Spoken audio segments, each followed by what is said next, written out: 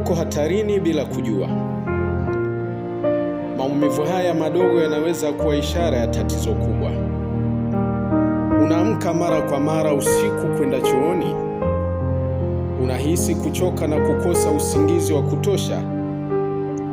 Hizi si dalili za kawaida.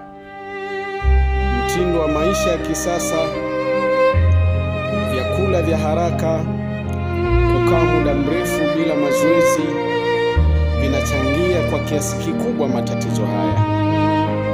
Hii ni tezi dume. Inapovimba au kupata shida, huathiri mfumo mzima wa mkojo na afya ya mwanaume. Habari njema ni kwamba unaweza kujilinda.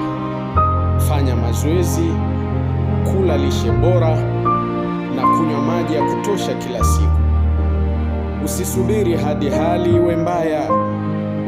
Wasiliana nasi sasa kwa ushauri na msaada zaidi. Afya yako ni mtaji wako.